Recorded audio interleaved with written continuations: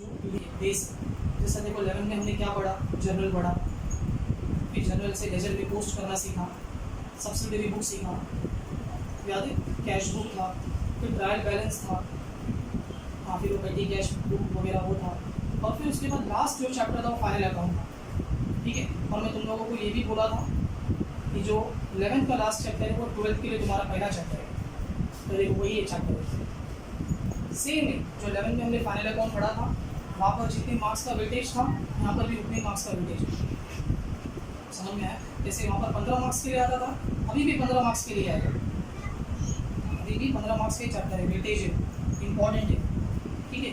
11 में जो तुम लोग ने फाइनल अकाउंट करा था वो क्या था, सोल ट्रेडर का फाइनल अकाउंट था, क्या था, सोल ट्रेडर का फाइनल अकाउंट था। अभी पार्टनरशिप फाइनल अकाउंट है, बस यही फर्क है, 90% पूरा सेम है, पूरा सेम है। वही जैसा 11 में क्या होता था, ट्रायल बैलेंस दिया होता था, ठीक है, फिर कुछ एडजस्टमेंट्स दिए होते थे, ठीक है, और ट्रायल बैलेंस के अंदर कुछ हिडन एडजस्टमेंट भी होते थे। अपन क्या करते थे, उस हिडन एडजस्टमेंट्स को भी सॉल्व करते थे और ये एडजस्टमेंट्स को भी सॉल्व करते थे और पूरा फाइनेंशियल स्टेटमेंट बनाते थे। क्या बनाते थे, ट्रेडिंग अकाउंट बनाते थे, P&L अकाउंट बनाते थे और फिर बैलेंस शीट बनाते थे, है ना, ये चीज़ बनाते थे। अभी भी यही चीज़ बनेगा, trading account, P&L account, balance sheet, यही सब बनेगा। बस क्या थोड़ा बहुत एडजस्टमेंट्स नहीं मिलेंगे, न्यू मिलेंगे, जो पहले नहीं। क्यों न्यू मिलेंगे, क्योंकि क्या है, अभी पार्टनरशिप फाइनल अकाउंट, यानी एक सिंगल पर्सन का फाइनल अकाउंट है, सोल ट्रेडर फाइनल अकाउंट, बस इतना ही फर्क है, बाकी पूरा सेम है।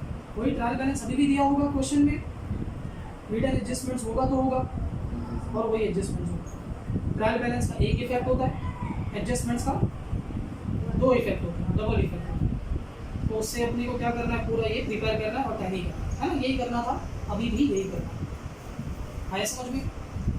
उसके बाद नेक्स्ट चैप्टर क्या है, accounts for non profit concern, ये एक लेसन है, ये भी सिमिलर टू फाइनल अकाउंटिंग। तो इसका मतलब है 12वीं में अपने को फाइनल अकाउंट भी पढ़ना है और एक फाइनल अकाउंट पढ़ना है, ये भी सेम एज फाइनल अकाउंटिंग, ठीक है। बस फर्क इतना है कि ये non profit concern, not for profit concern. इसका मतलब है कि अपन पार्टनरशिप फाइनल अकाउंट क्यों बनाते हैं, कौन बनाता है, बिजनेस वाले बनाते हैं, जो बिजनेस मैन होता है, जो बिजनेस ऑर्गेनाइजेशन कंडक्ट करता है। और ये कौन बनाता है, जिसका मोटो प्रॉफिट करना नहीं होता, लोगों की सेवा करना होता है, समाज सेवा करना होता है, तो वो लोग को भी फाइनल अकाउंट प्रिपेयर करना होता है। तो वो लोग को कैसा प्रिपेयर करना होता है वो हम इस चैप्टर में देखेंगे, नॉन प्रॉफिट कंसर्न।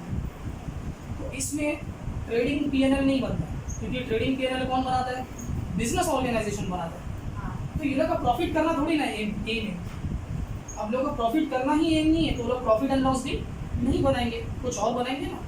अब वो क्या बनाएंगे हम इस चैप्टर में देखेंगे, अच्छी तरह से डिटेल में समझेंगे, आए समझ में। तो 2 चैप्टर है फाइनल अकाउंट में से, फाइनल अकाउंट। उसके बाद फिर क्या, रिकंस्टिट्यूशन ऑफ पार्टनरशिप, ठीक है। एक्चुअल देखा है तो चैप्टर का नाम क्या है, एडमिशन ऑफ अ पार्टनर है, admission of a partner, admission of partner, retirement of partner और डेथ ऑफ पार्टनर, ये सिमिलर है। इसका मतलब है कि हमको तीसरा पढ़ेंगे तो चौथा और 5वां आएगा। और ये बात याद रखना, एडमिशन ये दोनों का बेस जरूरी है, एडमिशन आना चाहिए। एडमिशन जिसने छोड़ा लेक्चर तो फिर उसको रिटायरमेंट डेथ भी नहीं समझेगा, समझ में आए, पर एडमिशन ही इम्पोर्टेंट है सारा। अब लास्ट ईयर क्या होता था, लास्ट ईयर तक क्या होता था, एडमिशन पढ़ाया जाता था, बहुत लोग क्या करते थे, एडमिशन पढ़ा देते, रिटायरमेंट डेथ नहीं पढ़ा देते, ऑप्शंस में छोड़ सकते थे। क्यों, क्योंकि क्या होता था पहले के पेपर पैटर्न में, अभी देखो अभी तक पेपर पैटर्न आया नहीं है, तो मैं पेपर पैटर्न बता नहीं सकता अभी का क्या, जब कॉलेज शुरू होगा या फिर पैटर्न आएगा तब देखेंगे। बट पहले के पेपर पैटर्न में क्या था, क्वेश्चन 3 में एडमिशन का सम आता था 10 मार्क्स ऊपर, और नीचे रिटायरमेंट या तो फिर डेथ में से कोई एक सम आता था।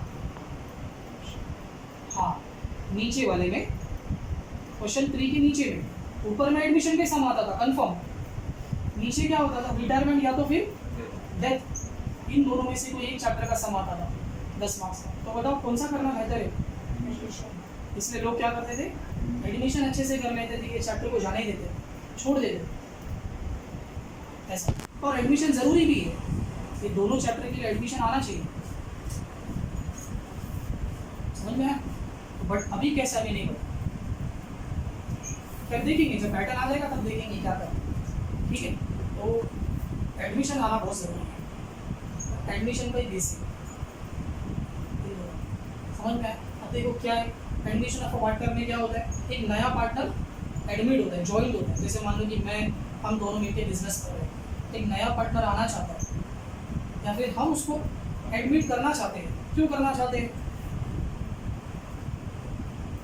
ताकि बिजनेस को एक्सपांड करना है, ठीक है? जैसे मान लो कि हम दोनों बिजनेस पहले से कैरी कर रहे, चला रहे, लेकिन अभी हम चाहते हैं कि वो बिजनेस को एक्सपांड करेंगे।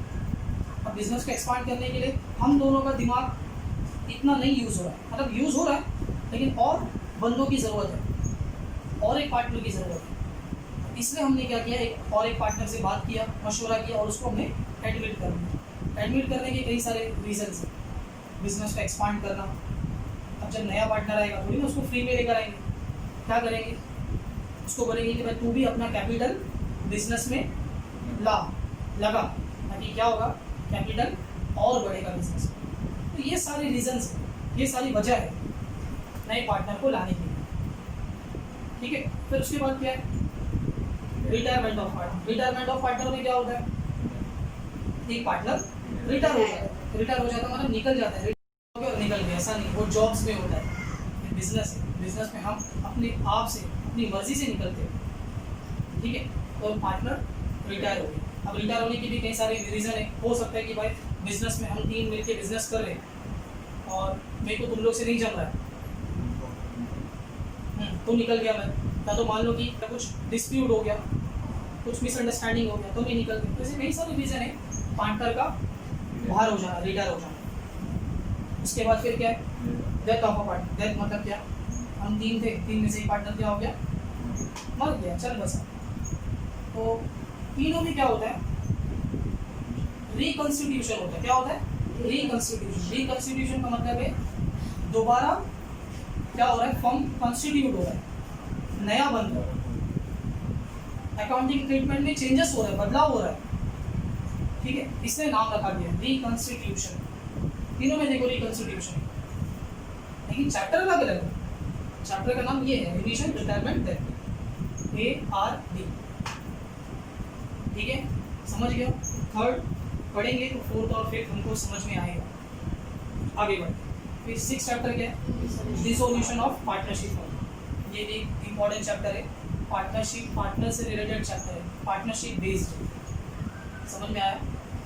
तो देखो पार्टनरशिप चैप्टर क्या है, एक पहला चैप्टर, तीसरा, चौथा, पांचवा, छठा, ये चैप्टर पार्टनरशिप से डील करता है। समझ में आया? जो तुम लोग ने 11th के ओसी में पढ़ा भी था, है ना? ओसी में था देखो, sole trading concern, joint Hindu family, joint stock company, partnership firm था ना? पार्टनरशिप फर्म वहाँ पर तुम लोग पढ़े होंगे। पार्टनरशिप फर्म का मतलब क्या होता है, पार्टनरशिप फर्म क्या होता है, जैसे मान लो कि एक से ज़्यादा लोग मिलके बिजनेस कैरी कर रहे हैं, कंडक्ट कर रहे हैं, चला रहे हैं, तो उसको पार्टनरशिप बिजनेस बोलते हैं।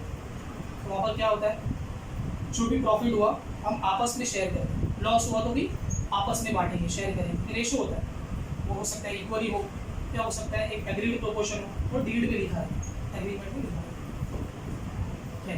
तो डिसोल्यूशन का क्या मतलब होता है, डिसॉल्व हो जाना, मतलब बिजनेस को बंद कर देना, बिजनेस को क्या करना, बंद कर देना, शट डाउन कर देना, क्लोज कर देना, उसको बोलते हैं डिसोल्यूशन। अब पार्टनरशिप फर्म अगर बंद हो रहा है तो बंद होने का क्या ट्रीटमेंट है, क्या अकाउंटिंग ट्रीटमेंट है, क्या प्रोसीजर है, वो सब हम ये चैप्टर में देखेंगे। समझ में आया? बहुत इंटरेस्टिंग चैप्टर है, इंटरेस्ट लोगे तो मजा आएगा करने में। अगर ऐसे सोचेंगे अरे क्या है यार, क्या करना है, चलो पढ़ना है, कभी भी बीके को ना कॉन्सेप्शनली पढ़ेगा, कॉन्सेप्ट एकदम क्लियर रहना चाहिए, ठीक है? ऐसे रट्टा हुआ मैकेनिकली नहीं पढ़ेगा, नहीं समझेगा, डीपली जानेगा, इन डेप्थ जानेगा, देखने का चैप्टर में क्या है, डेबिट हो रहा है तो क्यों हो रहा है, क्रेडिट हो रहा है तो क्यों हो रहा है, समझने का, चलो आगे बढ़ते हैं। उसके बाद फिर क्या है, बिल ऑफ एक्सचेंज। ये चैप्टर पार्टनर से रिलेटेड नहीं है, ये अलग चैप्टर अदर है। पार्टनर से रिलेटेड चैप्टर क्या मैंने बता दिया, पहला, तीसरा, चौथा, पांचवा, छठा। और जो डिसोल्यूशन ऑफ पार्टनरशिप फॉर्म जो चैप्टर है ना, ये अच्छे से करना, आगे फिर दोबारा काम आएगा, आगे फिर काम आएगा इसमें भी कॉम, यहाँ तक कि टी.वाई भी कॉम करते। और एक बात याद रखना, कॉमर्स स्ट्रीम ऐसा है ना, बीके ले लो, ओसी, एसपी, इको, ये सब इंटरलिंक है। इंटरलिंक समझ में आता ना, रिलेटेड एक दूसरे से, समझ में आया? मतलब हम ये यहाँ पढ़ रहे हैं ना, तो ये कहीं और भी पढ़ेंगे दूसरे सब्जेक्ट में, ओसी में, इको में, एसपी में, ऐसे समझे। घुमा फिरा के हर जगह कहीं ना कहीं कुछ ना कुछ आता ही है। और ऐसे नहीं किसी बार में नहीं, फिर आगे बढ़ेंगे अपन 13 में भी कुछ ना कुछ काम आए। और ये जो चैप्टर है ना फाइनल अकाउंट, ये तुम्हारा कॉमर्स स्ट्रीम में लास्ट तक लाइफ टाइम जब तक तुम कॉमर्स में है, 13th में है, 14th में है, यहाँ तक कि 15th में भी फाइनल अकाउंट, इसलिए अच्छे से करो, समझ में आया? चलो नेक्स्ट क्या बता रहा मैं, bill of exchange. Bill of exchange ये चैप्टर है, इसमें देखेंगे तुम लोग ने 11 में बिल रिसीवेबल और बिल्स पेबल सुना होगा। हाँ, बिल रिसीवेबल क्या होता है, बिल्स पेबल क्या होता है, उसको हम ये चैप्टर में और अच्छी तरह समझेंगे। बिल रिसीवेबल क्या होता है, बिल्स पेबल क्या होता है, अच्छा चैप्टर। ये चैप्टर में क्या होता है, बिल बनता है, बिल रिसीवेबल कौन है और बिल पे कौन करने वाला है, वो देखेंगे चैप्टर। बहुत इजी चैप्टर और बहुत इंटरेस्टिंग चैप्टर। उसके बाद फिर क्या है, कंपनी अकाउंट। ये company account, issue of shares, chapter का नाम है इशू ऑफ शेयर्स। शेयर्स के बारे में एसपी में पढ़े हैं और अभी पढ़ेंगे भी एसपी में। खैर टेंशन नहीं लेना, जिसका एसपी नहीं है हम यहाँ समझ लेंगे क्या होता है शेयर्स, ठीक है। इसमें अकाउंटिंग एंट्रीज क्या है, एंट्रीज जनरल एंट्रीज देखेंगे, समझेंगे। अब लास्ट ईयर तक क्या था, ये चैप्टर बहुत सारे लोग स्किप करते थे क्योंकि ये डिसोल्यूशन के ऑप्शन में आता था, क्वेश्चन 5 में आता था, डिसोल्यूशन करो या तो फिर ये करो। तो लोग क्या करते थे, डिसोल्यूशन पढ़ते थे। डिसोल्यूशन इजी था, इशू ऑफ शेयर्स लोगों को टफ लगता था क्योंकि इसमें एंट्रीज होता था, लोगों को टफ लगता था, कुछ लोग कर लेते थे। बट अभी का क्या पेपर पैटर्न है कुछ आइडिया नहीं, देखेंगे क्या है, जब आ जाए तो देख लेंगे, ठीक है। फिर उसके बाद नेक्स्ट क्या, एनालिसिस ऑफ फाइनेंशियल स्टेटमेंट। ये चैप्टर जो है ना, ये टी.वाई वालों को है और एस.वाई वालों को भी है, ठीक है। पढ़ेंगे इसको। ये कैसा है, इसमें क्या होता है, देखो ने जो फाइनल अकाउंट वगैरह प्रिपेयर करे, तो फाइनल अकाउंट प्रिपेयर करे वो क्या था, वो डेटा बेस था, मतलब फिगर था, फिगर्स वगैरह था। तो एक बिजनेस जो होल्डर होता है वो इस फाइनल अकाउंट से डिसीजन नहीं ले पाता, उसको क्या करना पड़ता है, एनालाइज करना पड़ता है, इंटरप्रिटेशन करना पड़ता है, ताकि फ्यूचर में कैसा डिसीजन लिया जाए। तो उसके लिए ये चैप्टर बनाया गया। तो हम देखेंगे ये चैप्टर में क्या है, ये चैप्टर फार्मूला बेस्ड है, ये चैप्टर में क्या है, फार्मूला वगैरह देखेंगे क्या। उसके बाद फिर कंप्यूटरिंग अकाउंटिंग, इसमें हम पढ़ेंगे टैली वगैरह, मतलब अकाउंटिंग करने के लिए क्या सॉफ्टवेयर वगैरह यूज़ होता है, टैली वगैरह जो यूज़ होता है वो इस चैप्टर में देखेंगे। थियरी चैप्टर है, ठीक है, थियरी है। देखा है तो हमारा चैप्टर कितना है, फर्स्ट टू 9 चैप्टर सब्जेक्ट को पढ़ना है। पहले 11 चैप्टर से, पहले एक सिंगल एंट्री चैप्टर भी था जो तुम लोग को 11th में चला गया है ना, सिंगल एंट्री सिस्टम एक चैप्टर था, देखो 11th में चला गया। पहले वो 12th का चैप्टर था, अभी 11th में आ गया, इसे 12th से निकाल दिया, ठीक है। फिर एक और एक चैप्टर था, इशू ऑफ शेयर्स है ना, उसी तरह एक इशू ऑफ डिवेंचर था, वो भी अभी डिलीट हो गया, निकाल दिया गया। तो पहले 11 चैप्टर्स थे, अभी 9 चैप्टर्स ही। हालांकि 10 है बट वो थियरी है, इससे थियरी क्वेश्चन आएंगे एग्जाम में, समझ में आया। तो ये हमारा कंटेंट है बीके, तो बहुत ईजी है, कोई टेंशन की बात नहीं है। हम कैसे पढ़ेंगे, देखो अपना ऑर्डर कैसा रहेगा पढ़ने। सबसे पहला पढ़ेंगे बिल ऑफ एक्सचेंज, जो अदर चैप्टर है वो अलग ही है, किसी से मिलता नहीं है, इससे रिलेट नहीं करता, अलग चैप्टर है। तो पहले बिल ऑफ एक्सचेंज पढ़ेंगे, ठीक है। उसके बाद फिर फाइनल अकाउंट तो तुम लोग आते ही है, फिर अपन फाइनल अकाउंट पढ़ेंगे, पहले ये पढ़ेंगे फिर फाइनल अकाउंट पढ़ेंगे। अच्छी तरह से पढ़ेंगे, एकदम डिटेल में पढ़ेंगे, टेंशन मत लेना। ऐसा पढ़ेंगे कि जिसको 11 में नहीं आता तो उसको 12 में भी समझ में आना ही आना है इंशाल्लाह। ठीक है, उसके बाद फिर रिजोल्यूशन पढ़ेंगे। ठीक है, उसके बाद फिर एडमिशन पढ़ेंगे, फिर उसके बाद रिटायरमेंट, देन और फिर लास्ट में पढ़ेंगे non profit concept. Non profit concept आखिरी में पढ़े तो बेहतर है, अच्छा है, समझ में आया? क्योंकि वो लोगों को थोड़ा सा टफ लगता है, डिफरेंट लगता है, तो लोगों को थोड़ा देखेंगे, बाद में पढ़ेंगे, आराम से आसानी से पढ़ेंगे। हमने उसको लास्ट में पढ़ा, लास्ट में पढ़ना ही ठीक है, समझ में आया? फिर ये जो चैप्टर बचा ये वाला 8वां 9वां, इसको देखेंगे क्या पेपर पैटर्न है, अकॉर्डिंगली जो पेपर पैटर्न है उसके हिसाब से पढ़ेंगे। अगर पेपर पैटर्न की ज़रूरत नहीं है तो फिर नहीं पढ़ेंगे, हाँ अगर ज़रूरी है तो पढ़ लेंगे। इजी चैप्टर है, इसमें कोई डरने की बात नहीं, इजी है, बस क्या है मेहनत करना है, मेहनत करना, जो पढ़ाया जा रहा है ध्यान देना, ठीक है? और जो भी होमवर्क्स वगैरह तुम लोगों को दिया जाता है, इलस्ट्रेशन वगैरह में जो भी होमवर्क दूंगा उसको बराबर करके आना। ये अगर तुम लोग करेंगे तो कुछ नहीं लिखेंगे, ठीक है? समझ में आया?